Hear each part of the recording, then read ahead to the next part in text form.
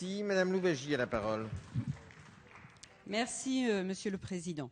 Cet article 1 apporte une réponse à une problématique certaine, réelle.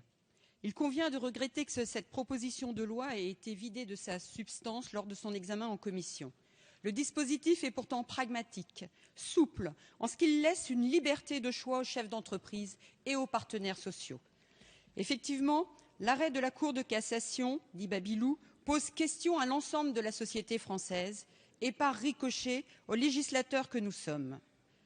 Devant l'Assemblée nationale, le 19 mars dernier, le ministre de l'Intérieur a déclaré regretter cette décision d'arrêt de la Cour de cassation, estimant qu'elle constituait une mise en cause de la laïcité.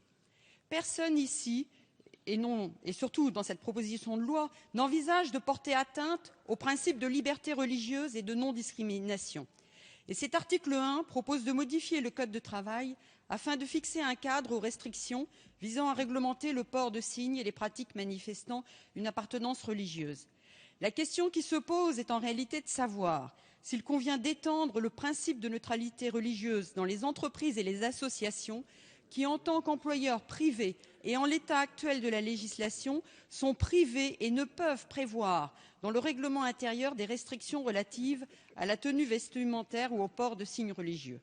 Le traitement de ces problèmes doit se faire de manière apaisée. Cela peut se faire au moyen de cette proposition de loi, doit se faire au cas par cas et sans pour autant pointer de l'index qui que ce soit et surtout pas une religion plus particulièrement comme ce que nous avons pu entendre lors de la discussion générale. Mais il convient également d'admettre que c'est principalement en raison du caractère général et imprécis de la restriction à la libre expression d'opinions religieuses sur le lieu du travail que cette sanction est intervenue. Il y a donc un comble juridique, un vide juridique à combler. Nous avons entendu il y a quelques instants dans les bancs de la majorité que la loi n'est pas la réponse à tout. Je ne partage pas du tout. Au contraire, nous devons, il est de notre devoir d'apporter une réponse ferme et définitive sur une question de société.